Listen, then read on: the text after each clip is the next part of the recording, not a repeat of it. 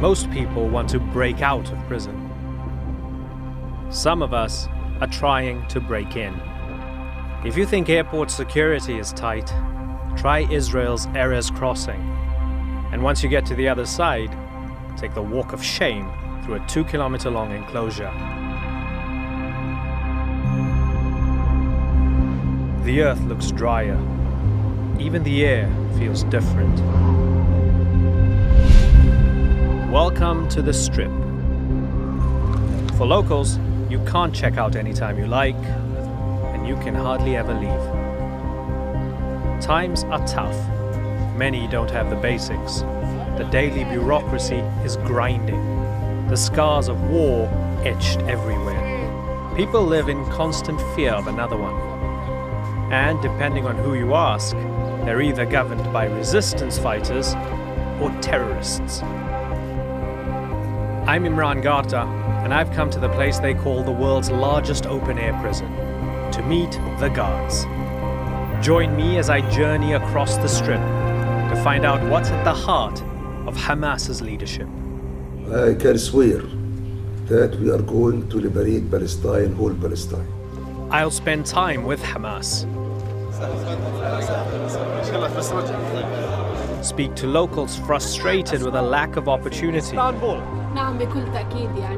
Of course the leadership is extremely far away from the people.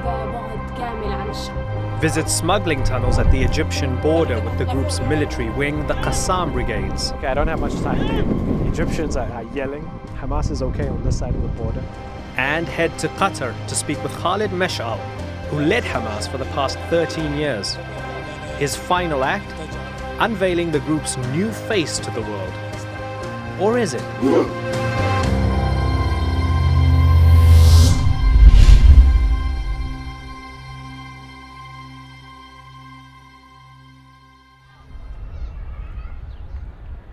Gaza, a strip that hugs the Mediterranean Sea.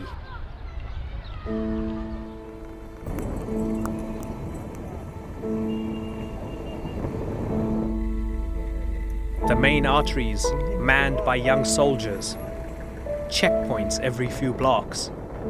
Who's it for?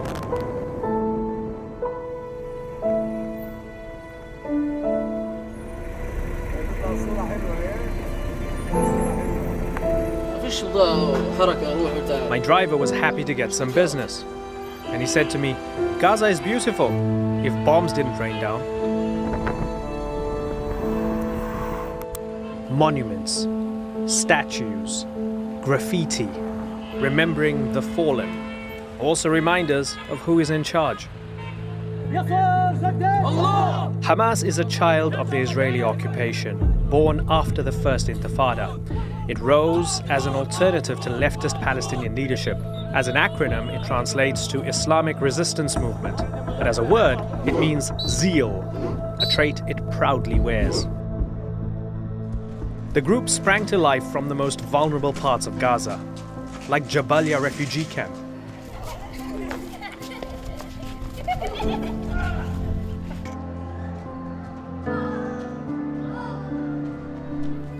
It's tightly packed, densely populated, with a disproportionate number of children.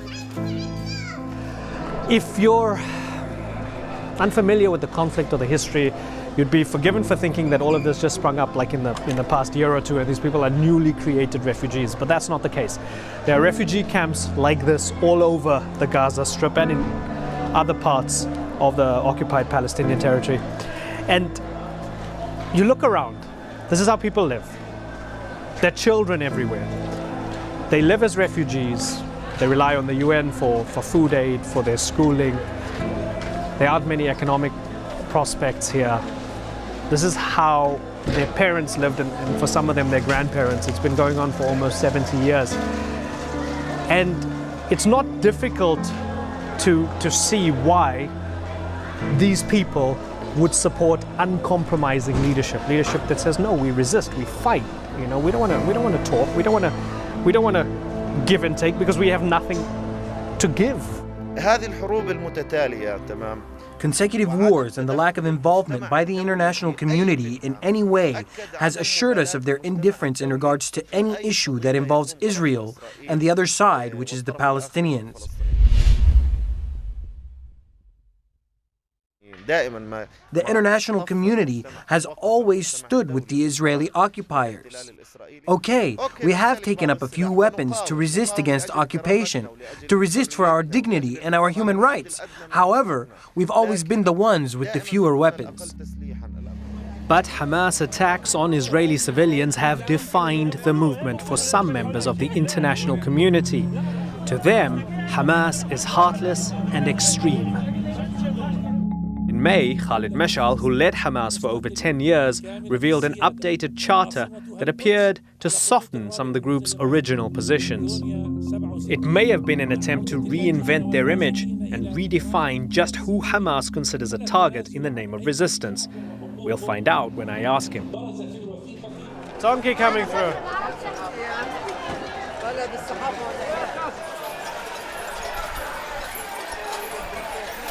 So far, I've told you a lot about strife, war, death. But the Friday Bazaar in Shuja'iyya is bursting with life. And these people are hustling. Underneath the vibrance, Gaza has one of the highest unemployment rates in the world, hovering near 50%. And those who make a living struggle to find customers.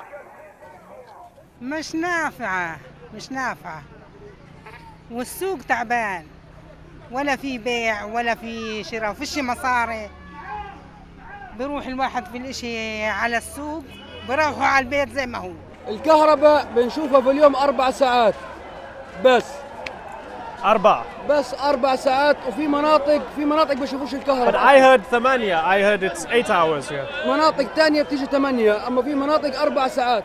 What can the authorities do to make it better for you? What can those who are in control do to make it better for you? إنه يكون في شغل بغزة، إنه يصير الناس تطلع برا غزة، المعابر تفتح، يصير الناس تطلع تجيب مصاري. أما طول ما هم هان ما فيش مصاري، ما فيش شغل.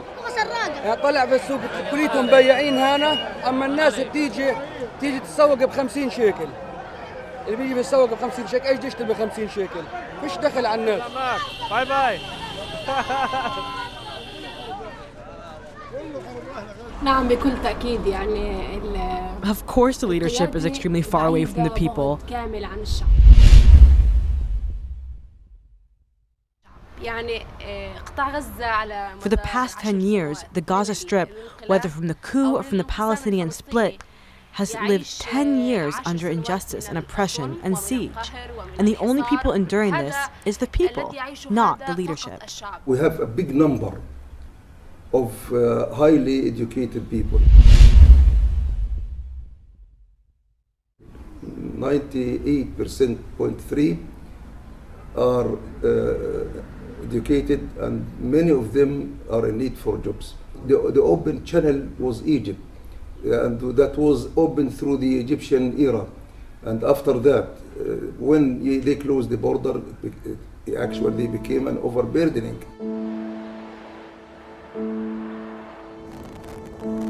I wanted to better understand the blockade for myself, so I went to the Rafah crossing, Gaza's border with Egypt, that has been closed since 2015. Another reminder of a locked-up people. We were escorted by senior members of the Qassam Brigades, Hamas's military wing.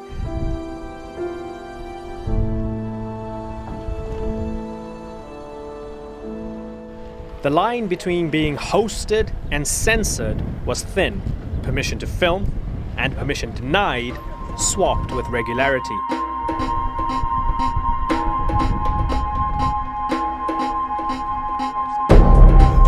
But our escorts took us somewhere a bit further out, to a place no journalist has been to in years at Rafah. Hamas dug tunnels.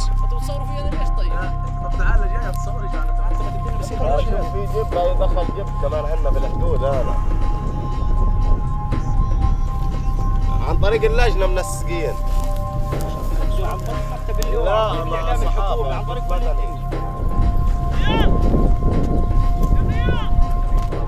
I don't have much time because the Egyptians are yelling on their side. Hamas is okay on this side, but I want to make this quick. It gives me a bit of an opportunity to explain the blockade to you. Now, the Israelis say there's no longer an occupation of Gaza because they pulled out their settlers in 2004. And while that might be true, they still control the airspace, the sea space, and most of the border around the Gaza Strip. They strictly control what goes in and out, and they only let in the very basic goods. I'm looking at Egypt right now. It, over the past few years, has been tremendously strict as well. They keep it shut most of the time. To try and skirt those restrictions, Palestinians relied on a tunnel economy. They built things such as these. Now, anything and everything made it through these things. Sometimes livestock, people, medicine, food, sometimes weapons. And that's one of the reasons why the Egyptians are absolutely ferocious in bulldozing the tunnels on the other side.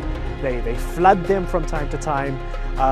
The Israelis bomb them from time to time. So even that little lifeline to spur the economy and give Gazans what they want has largely been cut off. And as we turned around and headed back to safety, the driver peered out at the desolate streets and told me the glory days of the tunnels are over. Everyone used to be so rich. I am here too sure. I can swear that we are going to liberate Palestine, whole Palestine, in time too much nearer to your imagination. I asked Zahar if it's true that Hamas targets civilians while Israel does not. This is a fabricated story. They reverse the fact. We are fighting against the armed people, and they are destroying houses, towers, and civilian. This house was destroyed 3 times. You've suffered personal loss. Your son's killed. You injured, your wife injured, your daughter injured. As you have suffered personal loss, have you become more or less compromising? Compromising is a misleading name. Do you believe that we are ready to denounce our right in our land, homeland, Palestine? The answer, no. But is compromise exactly what Hamas is doing? Or are they trying to appeal to multiple audiences, a committed base, the international community, and their enemies all at the same time? It was time to visit Meshaal to try to extract some clarity and talk about the new charter. Khaled, Meshaal, thank you very much for joining us. So, is Hamas changing? This is a new charter. Welcome to you and the viewers of your respectful channel. Hamas is changing, it is evolving. Like any living organism, it has vitality. And it regenerates, has its own personality, and has a future. This is normal and we are proud of this. What Hamas presented is a document, not a charter. The first charter of Hamas was in 1988. Now we have a document in 2017. This reflects the natural evolution of Hamas political thought and performance. Yes, Hamas is evolving. It is a player. In the political document, it presents a balanced, a creative and authentic model. How to resist and adhere to the rights of people and nationalistic ideals that do not compromise and play games with principles while at the same time remaining open-minded and open to the regional and international environment. Knowing the laws of the conflict, how to manage a conflict, when to advance and when to stay back. Did you see what Netanyahu did with it? He had the document in his hands and he crumpled it up and threw it in the trash. Did you see that? I saw the video. I was very pleased and happy to know that the document's message reached the world, and that is what annoyed Netanyahu. Praise be to Allah. Our resistance is our steadfastness on the ground, and our people's connection to the land bothers the Israeli leadership and disturbs these Israeli killers. What do you most regret when you were leader? I'm not sorry for anything because I didn't do anything except to serve my cause and serve my people. We do not kill indiscriminately. We believe in resistance. We resisted on the ground against the Israeli occupation only. We did not enter into conflicts with others. We did not neglect the principles and rights of our people. I do not regret anything. It doesn't mean that we didn't make mistakes. If you look at the details, sure we have. We made decisions and they may not be the best. Also in the details, there are successes and failures. A majority of decisions were good and some were bad. But in the general strategies and tactics, I don't think we made any mistakes, and instead, we were successful and offered a unique and productive model by the grace of Allah. What is the main difference between the Hamas of 1988 coming out with a charter in a refugee camp in occupied Palestine and the Hamas of 2017 with their new charter, you call it a document, not a charter, at the Sheraton in Doha, Qatar, with the international press there? What's the main difference between those two Hamases? أكيد هناك فوارق. Sure, there are differences, but there are no differences in the origin of the project. Hamas of the 1988 is the same Hamas as 2017. In terms of resistance, commitment to Palestinian rights, its view on national Palestinian project, protecting our national unity and belief in its Arab, Islamic and humanitarian background. These principles haven't changed. We resist the occupier and we are against the settlements. We hold to our land, Jerusalem, and the right to return. We refuse occupation, settlement, aggression. We are concerned for our prisoners that are in the occupier's jail, and we are proud of our martyrs. This is Hamas. It has not changed. But sure, there are differences between Hamas 87, 88, and now. After 30 years, there are differences. The first difference is the time between the moment of birth and the lifespan of Hamas, which is now 30 years old.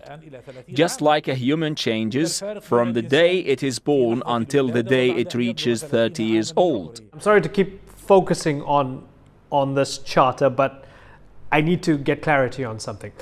The core of that document in 1988 seems to suggest that Muslims and Jews fight each other. It also seems to suggest that there'll be no compromise whatsoever on the land, no recognition of the 1967 borders. All of historical Palestine goes back to its historical owners. That's the core of the 88 charter. The core of this document seems to suggest, hey, or more than suggest, 1967, cool, those borders are fine.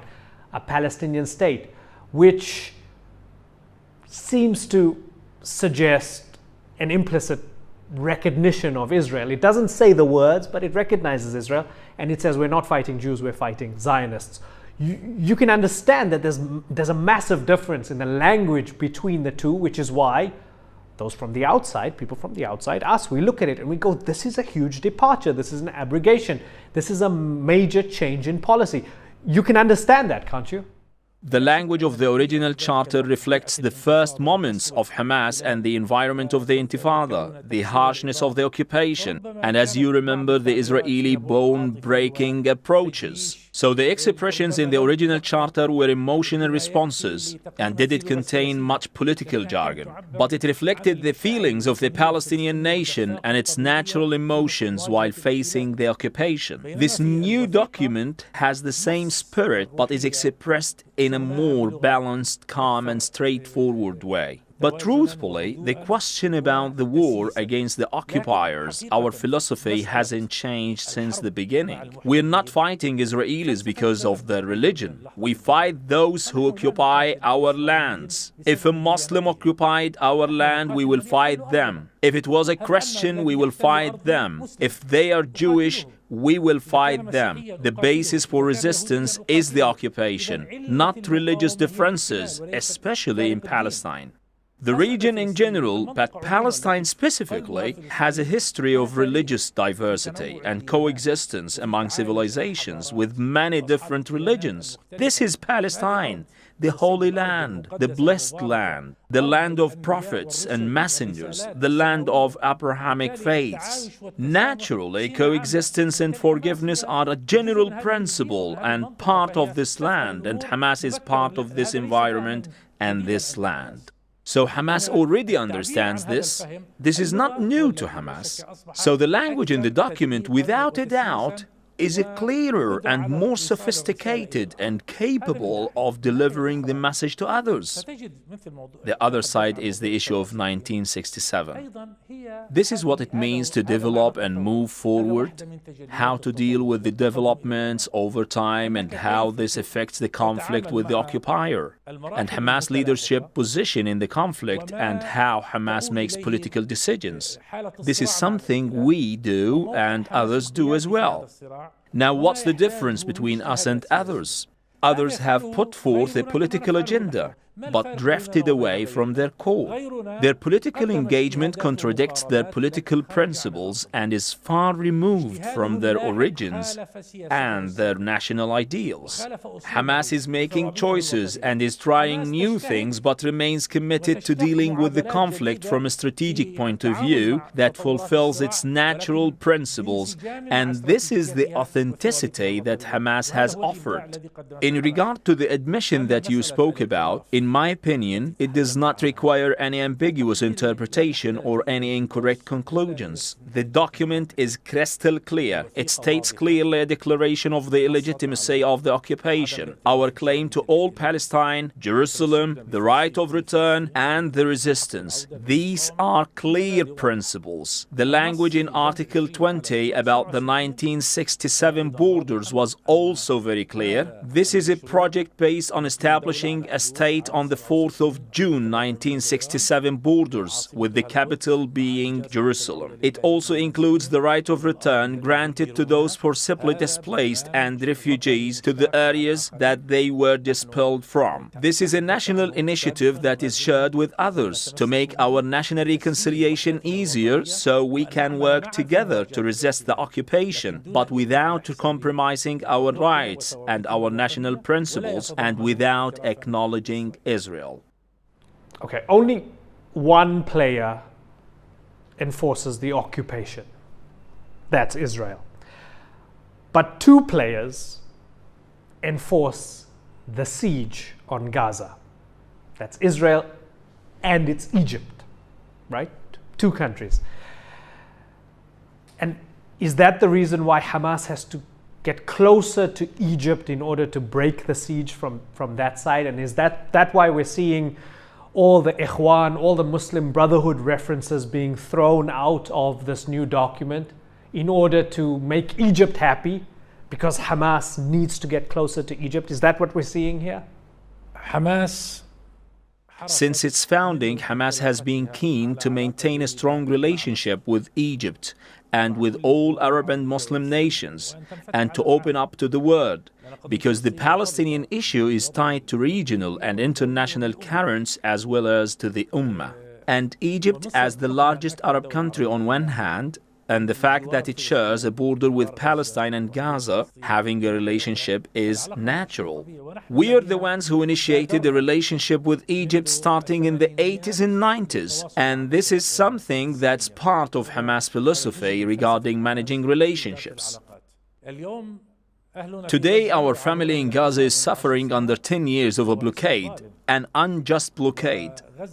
And Gaza is paying the price of the strength of the resistance and not succumbing to the Israelis' will on the one hand, and on the other hand, our winning of the elections in 2006. Whoever voted for Hamas was punished and blockaded. Even those who voted for us in the West Bank are struggling under occupation and settlements and security repression. So we're struggling from this blockade, but our relationship with Egypt isn't just tied to the blockade.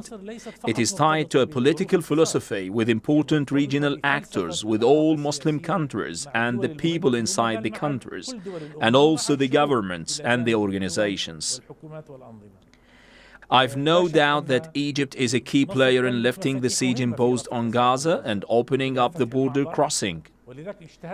So that's why we've worked hard to keep our relationship open with Egypt and visit them and reach an agreement in which they open the border and lift the blockade that Israel is responsible for. You went to South Africa in October 2015, my country. You seemed quite happy to be there. Now, the South Africa solution is something people bring up for Palestine. They talk of one state, one man, one vote. White people didn't get kicked out. There was a political resolution. And everybody lived under this democratic umbrella. Is that something you would want for Palestine, where Jews, Muslims, Christians can all live under one democratic state as equal citizens and not a two-state solution? Is that something you'd like?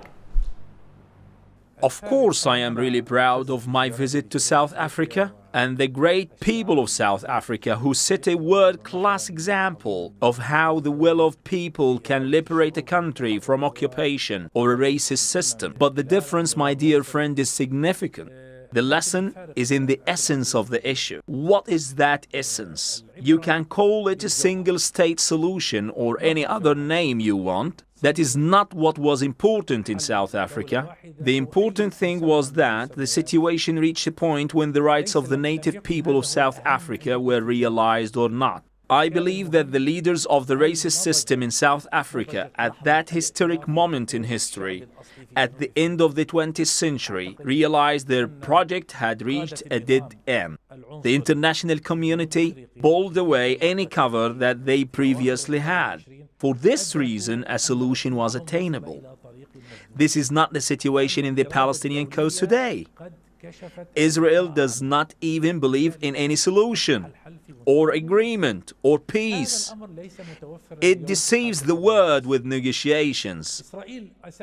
But it does not even take away basic rights of the Palestinians. The evidence? Palestinians have offered many decisions, discussions, and even concessions. And even the Arab did so. But Israel always answers with contempt and rejection. Because Israel firstly feels that it has a military advantage, unfortunately, in the entire region. And then it has an international community that will protect it. It will protect it with vetoes, support it with weapons, with political decisions, with money to its economy. So it does not feel that it needs to succumb to the logic of the moment and acknowledge the rights of the Palestinian people. As long as Israel thinks this way, and the international community does not lift its cover from this project that will definitely reach a dead end, then talk of a two-state or one-state solution is useless.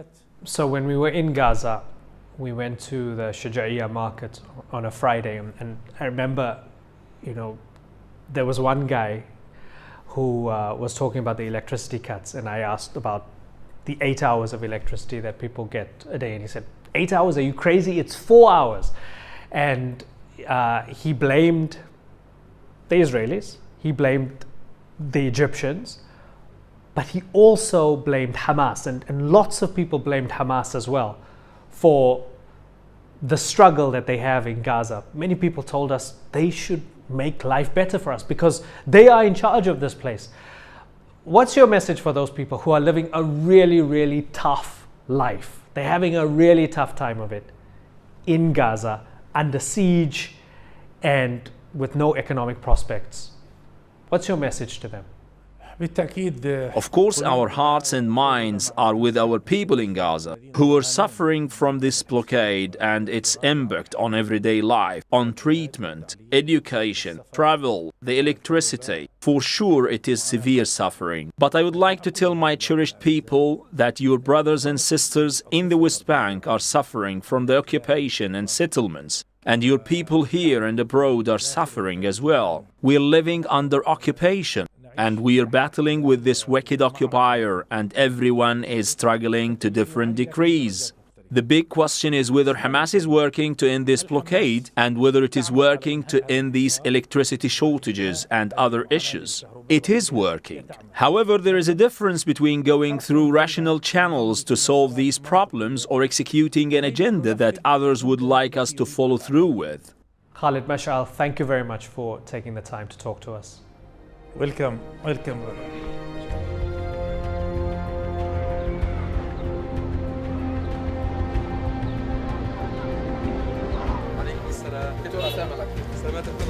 As I watched Meshaal's successor, Ismail Haniyeh, deliver the Friday sermon in a Gaza mosque, I wondered if this was Hamas. Leadership on the ground, among the people, in squeezed and struggling Gaza. Or if Hamas was now an evolved and complex movement of a new charter or document, trading uncompromising ideals for some necessary political pragmatism in the face of Israeli occupation. Something is changing with Hamas, but how much? And will it help bring an end to the suffering of its people and bring about more international support for its cause?